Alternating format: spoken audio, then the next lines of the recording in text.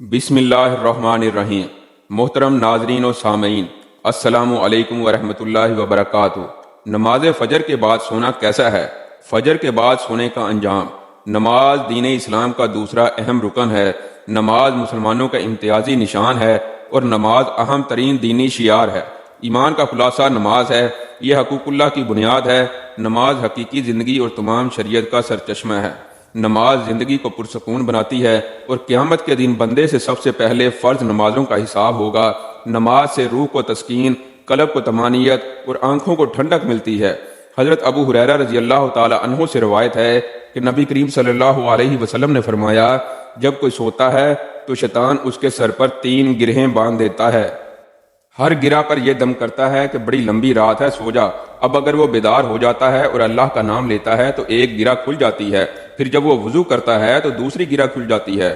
صبح کے وقت وہ آدمی خوش باش اور تازہ دم ہو جاتا ہے، وگرنہ بد مزاج اور سست رہتا ہے۔ شیطان انسان کا کھلم کھلا اور ہر وقت دشمن ہے۔ وہ یہ چاہتا ہے کہ انسان کسی قسم کی بھلائی حاصل نہ کر لے، کیونکہ وہ صبح کی نماز اور اس کی برکات سے آگاہ ہے۔ اس لیے وہ انسان کو نماز سے روکنے کی پوری کوشش کرتا ہے۔ اس کے گرہ دینے اور یہ کہ ابھی سو جا کے اثر کو ہم سب ہر روز صبح کے وقت محسوس کرتے ہیں، اور ہم سب جانتے ہیں کہ خود کو بستر سے اٹھانے اور وضو کرنے تک ہمیں کس قدر مسلسل اندیکھے دشمن کا مقابلہ کرنا پڑتا ہے۔ اگر انسان نماز شروع کر دیتا ہے تو تمام گرہیں کھل جاتی ہیں۔ نبی کریم صلی اللہ علیہ وسلم نے فرمایا، اللہ تبارک و تعالیٰ نے میری امت کی برکت صبح کے وقت میں رکھی ہے۔ بالکل ابتدائی وقت میں فجر کے بعد کاموں کا آغاز کر دیں، اس میں اللہ برکت دے گا۔ وقت میں برکت ہوگی، صحت میں برکت ہوگی، رزق میں برکت ہوگی۔ کچھ لوگ تو فجر کی نماز پڑھتے ہی نہیں، کیونکہ فجر کے وقت آدمی کے اندر بہت زیادہ غفلت ہوتی ہے۔ آدمی گہری نیند میں ہوتا ہے، اٹھنا مشکل ہوتا ہے۔ شیطان پورا زور لگاتا ہے کہ آدمی نماز نہ پڑھے، لیکن اگر کوئی آدمی نماز کے لیے اٹھ جائے تو نماز پڑھنے کے بعد اکثر لوگ جلدی سو جاتے ہیں، جبکہ صبح فجر کی نماز کے بعد سونا بہت زیادہ نقصان دہ ہے۔ شرعی لحاظ سے بھی یہ نقصان دہ ہے اور جسمانی اعتبار سے بھی نقصان دہ ہے۔ جو لوگ فجر کی نماز کے بعد فوراً سو جاتے ہیں، ان کو اس بات سے رک جانا چاہیے، بلکہ تھوڑی دیر انتظار کر لینا چاہیے تاکہ وہ ان نقصانات سے بچ سکیں۔ فجر کی نماز کے بعد سونا ناپسندیدہ عمل ہے۔ علماء کرام سے اس کی ممانعت منقول ہے۔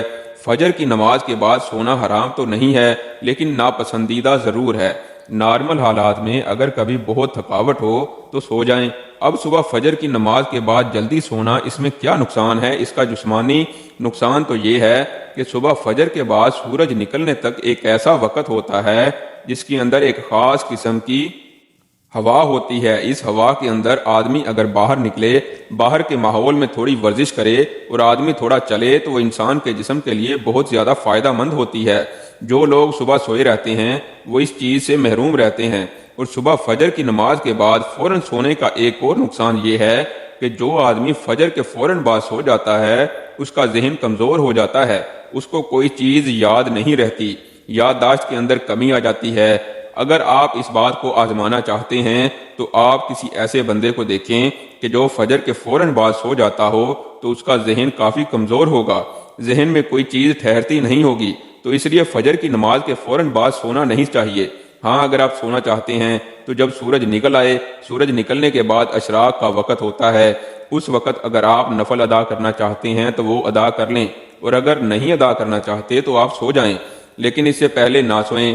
اور احادیث کے اندر یہ بھی بیان کیا گیا ہے کہ یہ وقت رزق کا وقت ہوتا ہے۔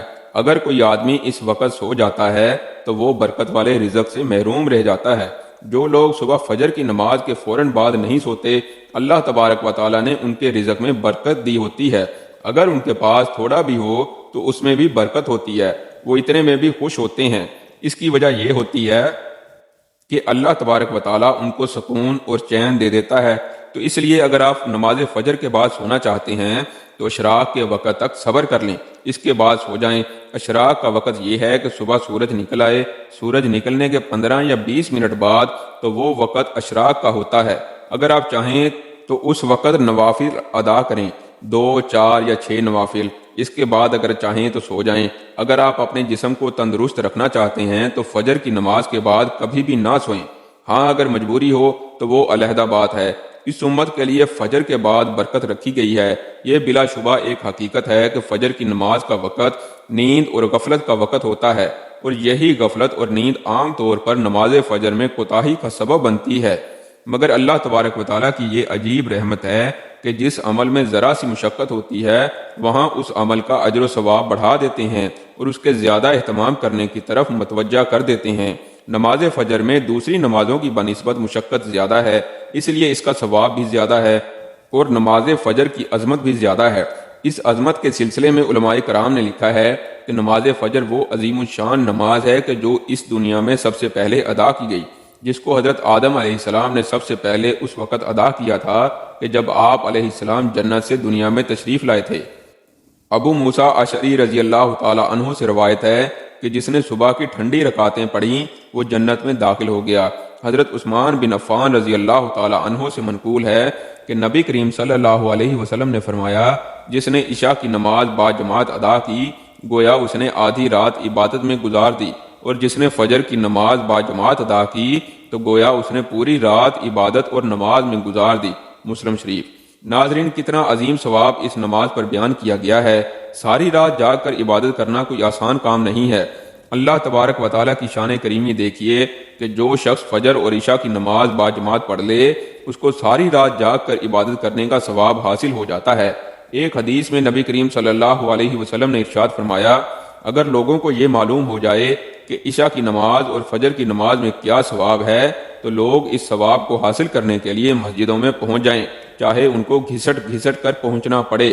ناظرین، اب سونے کی بات کرتے ہیں کہ بعض لوگوں کی روٹین ایسی ہوتی ہے کہ وہ رات کو نہیں سو سکتے، ان کے کام نائٹ ڈیوٹی میں ہیں، یا کسی کو سٹڈی کے لیے فرصت ہی اس ٹائم پر مل رہی ہے، یا کوئی ایسا